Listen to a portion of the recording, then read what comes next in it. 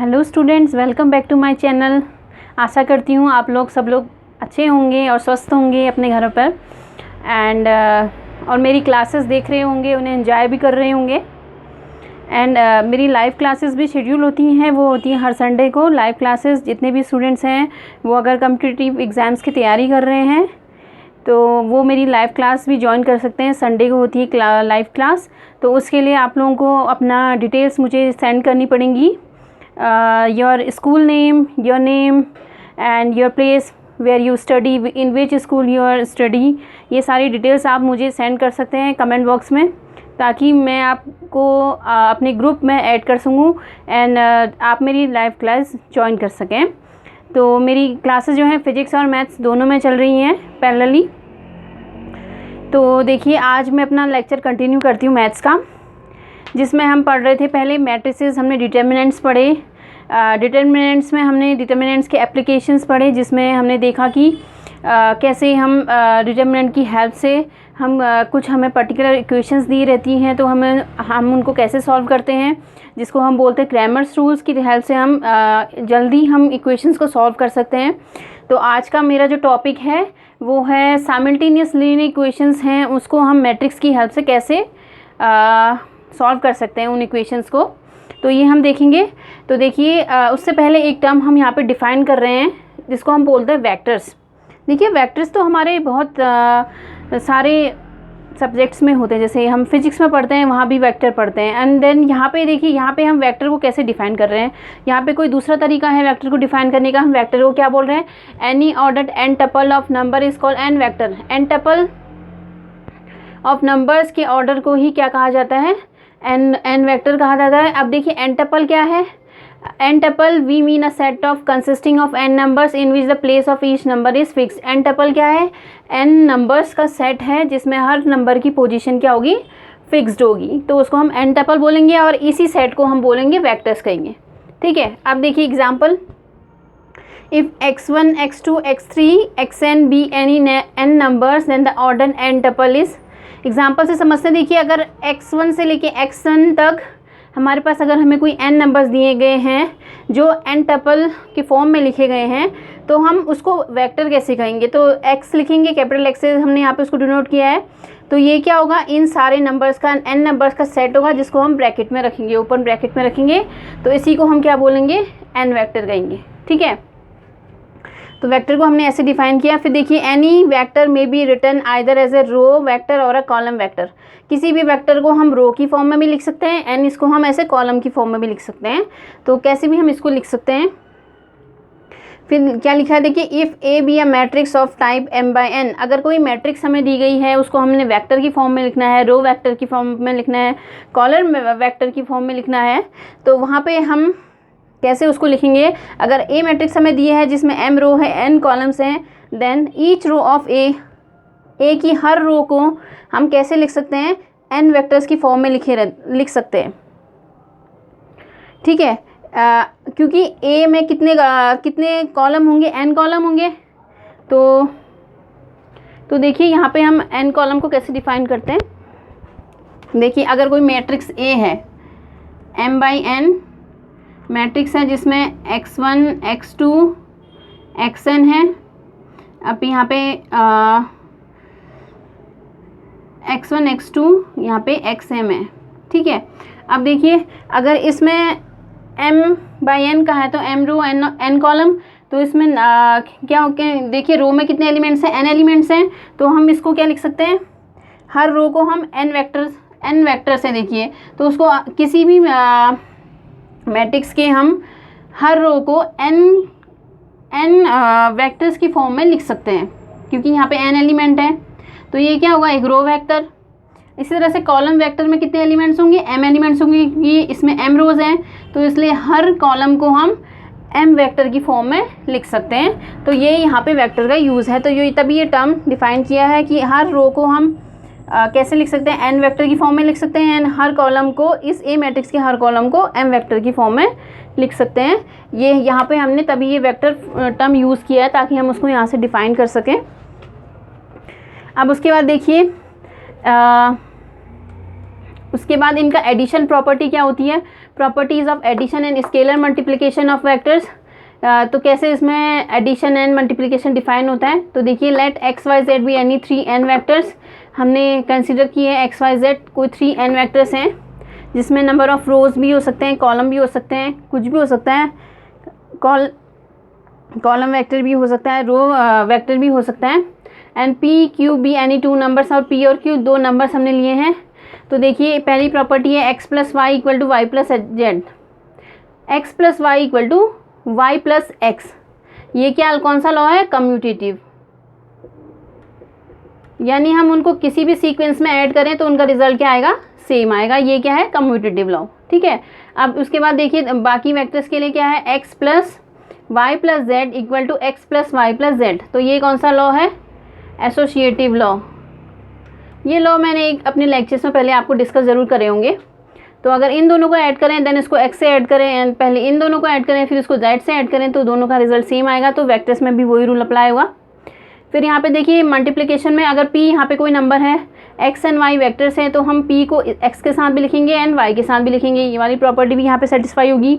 And दूसरा p and q को add करेंगे, देन उसको x से मल्टीप्लाई करेंगे, या इसको अगर हम अंदर लिखें px प्लस qx तो उससे भी रिजल्ट सेम आएगा। एंड दूसरा देखिए p है, फिर उस पहले हम उसको q को x से मल्टीप्लाई करेंगे, देन उसको p से मल्टीप्लाई करेंगे, या p q को मल्टीप्लाई करें फिर इसको x से मल्टीप्लाई करके, तो यहाँ से भी हमारा रिजल्ट सेम आएगा। तो यही, और जो नंबर्स होते हैं और जो वेक्टर्स होते हैं वही रूल ये भी फॉलो करते हैं, ठीक है। देखिए अब इसमें एग्जांपल से समझते हैं कि कैसे होगा। अगर x कोई वेक्टर दिया हमें 2 4 -2, और y कोई वेक्टर दिया है जिसमें है एलिमेंट्स 1 -3 5, तो अगर हम x प्लस वाई लिखना चाहेंगे तो कैसे होगा। तो देखिए कैसे होगा, इसका फर्स्ट एलिमेंट इसके फर्स्ट एलिमेंट से ऐड होगा 2 + 1, 4 किससे ऐड होगा -3 से, एंड 2 किससे ऐड होगा -5 से। तो 2 + 1 4 -3 -2 + 5, तो आंसर आएगा 3 1 3, ठीक है। इस तरह से मल्टीप्लाइज में देखिए एक्स हमें कुछ दिया है 3 4 8 दिया है, तो हम 4x कैसे लिखेंगे, 4 को सारे एलिमेंट से मल्टीप्लाई करेंगे, तो 4 3 = 12, 4 4 = 16 और 4 8 = 32। तो कैसे हम उसको यहाँ पे मल्टीप्लाई करेंगे, ठीक है। अब उसके बाद आगे देखते हैं।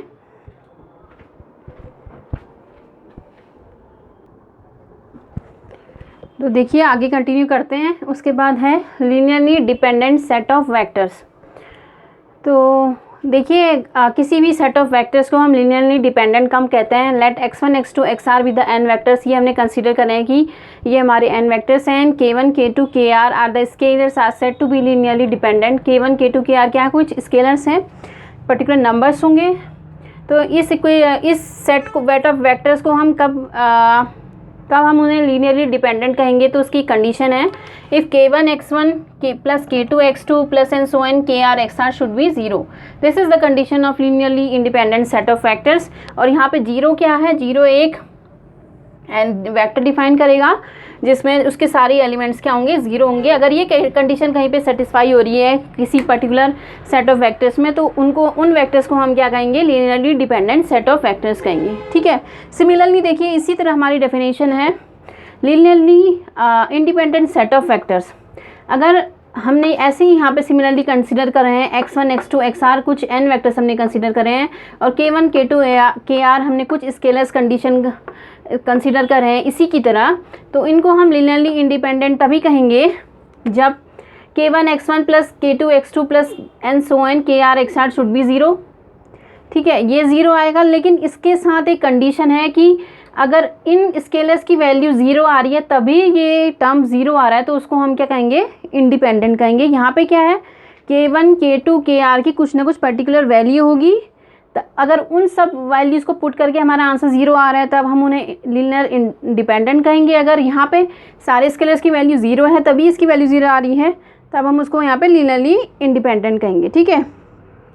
अब देखिए एग्जाम्पल से समझते हैं। कोई भी क्वेश्चन है, कोई भी कॉन्सेप्ट है, जब हम उसे एग्जाम्पल से करेंगे तो हमें और ज़्यादा क्लियर होगा कि क्या बात उसमें कही गई है उस स्टेटमेंट में। तो देखिए लीनियरली इंडिपेंडेंट की कंडीशन हमें इसमें लिखा है, for what values of k1 k2 x1 1 2 4 and x2 3 6 12 को हम लीनियरली इंडिपेंडेंट कब कहेंगे। तो देखिए लीनियर इंडिपेंडेंट की कंडीशन लगाते हैं। सॉरी ये गलत लिखा है ना, यहाँ पे मैंने इंडिपेंडेंट होना चाहिए क्योंकि हम यहाँ पे प्रूफ कर रहे हैं। या इनकी वैल्यू निकाल रहे हैं for what values of k1 k2 x1 and x2 are linearly dependent. ठीक है, तो ये हो जाएगा k1 x1 plus k2 x2 should be 0 for linearly independent. Linearly dependent, dependent इसलिए कहा गया क्योंकि इसकी वैल्यू k1 k2 k3 की वैल्यू पे डिपेंड कर रही है, तो इसलिए से डिपेंडेंट कहा गया। तो यहाँ पे देखिए k1 x1 की वैल्यू रख देते हैं 1 2 4 प्लस k2 की वैल्यू k2 रहेगा यहाँ पे 3 6 12 शुड बी 0।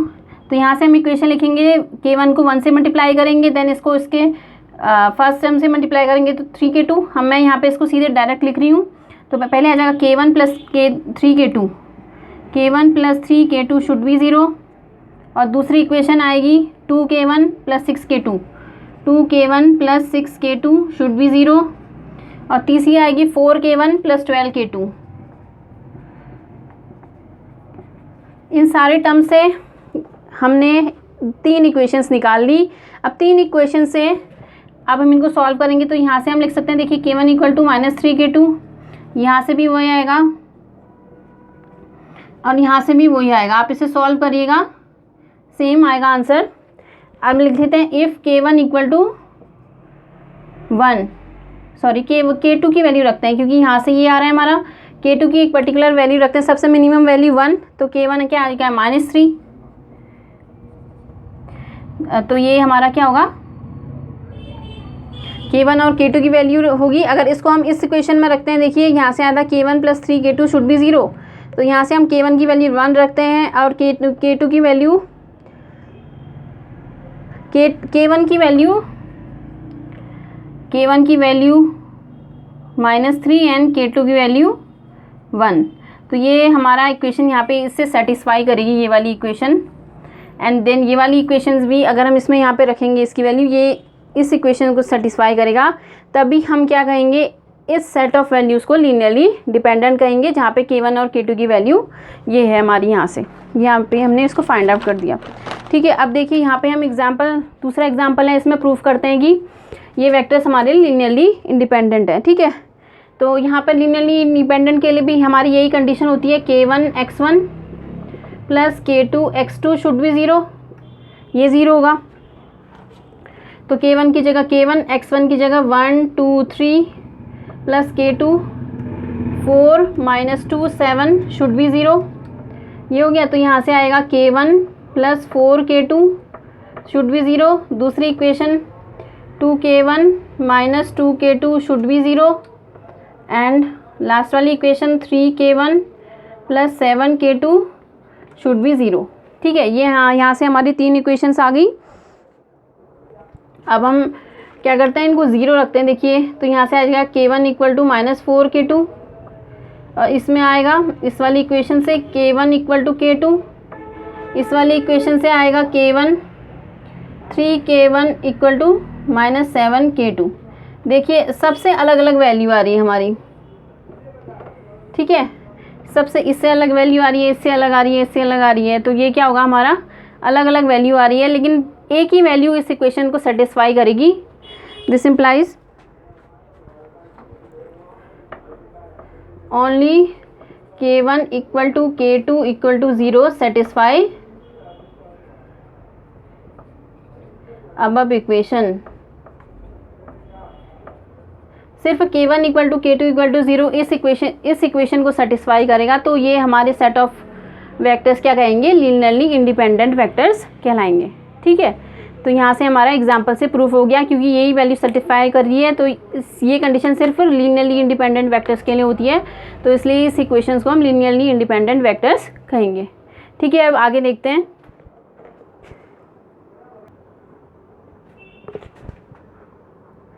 तो आगे देखिए, अब हम कुछ इक्वेशंस की बात करते हैं। कोई सिस्टम ऑफ इक्वेशंस कंसिस्टेंट कब कहलाएंगी, इनकंसिस्टेंट कब कहलाएंगी, उसकी डेफिनेशन हम देखते हैं। देखिए, कंसिस्टेंट सिस्टम किसे कहते हैं, इफ़ अ सिस्टम में ऑफ इक्वेशंस हैज़ वन और मोर सॉल्यूशन। अगर कोई सिस्टम ऑफ इक्वेशंस है, अगर उसके एक से ज़्यादा सॉल्यूशन एग्जिस्ट करते हैं, तो उसको हम क्या कहेंगे, कंसिस्टेंट सिस्टम ऑफ इक्वेशन। अगर उस सिस्टम ऑफ इक्वेशंस के कोई भी सॉल्यूशन एग्जिस्ट नहीं करेंगे, तो उसको हम क्या कहेंगे, इनकंसिस्टेंट सिस्टम ऑफ इक्वेशंस कहेंगे। ठीक है। तो जैसे एग्जांपल देखिए 2x + 5y = 5 and 4x + 6y = 10। अगर आप इन इक्वेशंस को सॉल्व करेंगे, अभी यहाँ पे सॉल्व करके नहीं दिखा रहे हैं, बस हम डिफाइन कर रहे हैं कि कंसिस्टेंट किसे कहेंगे और इनकंसिस्टेंट किसे कहेंगे, ये सब हम क्वेश्चन में सॉल्व आउट करेंगे। बस अब अभी हम डिफाइन कर रहे हैं कि इसकी डेफिनेशन क्या होती है। तो अगर दो सिस्टम ऑफ इक्वेशंस हैं, इसको हम इनकंसिस्टेंट कब कहेंगे, तब कहेंगे जब उसके कुछ सॉल्यूशन एग्जिस्ट करेंगे। अगर आप इन्हें सॉल्व करेंगे तो दो सॉल्यूशन आएंगे, x = 1 and y = 1 and x = 2 y = 3 y = 1/3। तो ये क्या कर रहा है, इस इक्वेशंस को सेटिस्फाई कर रहा है। तो इसके एक से ज़्यादा सॉल्यूशन एग्जिस्ट कर रहे हैं, तभी हम उसको क्या कहेंगे, कंसिस्टेंट सिस्टम ऑफ इक्वेशंस कहेंगे। ठीक है। लेकिन आप दूसरी इक्वेशंस देखिए 2x + 3y = 5 and 4x + 6y = 9।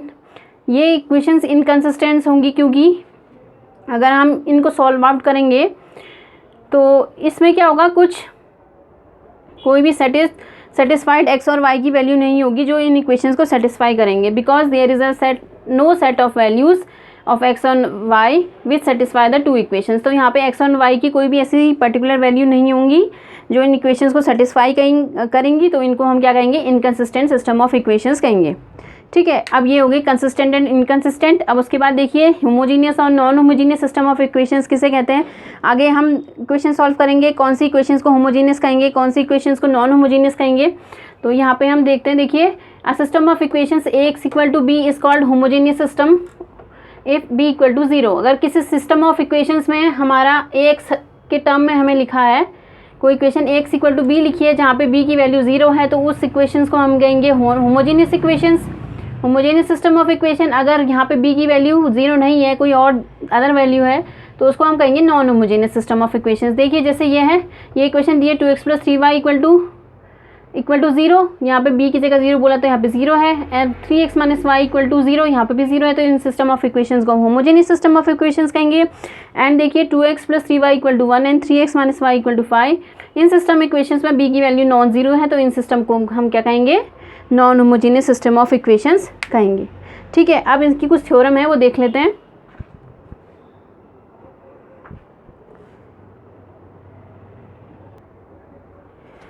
देखिए अब आगे हम इससे रिलेटेड कुछ थ्योरम्स देखते हैं कि कैसे हम इक्वेशंस को सॉल्व करेंगे। तो उसके लिए दो थ्योरम पहले पढ़ लेते हैं।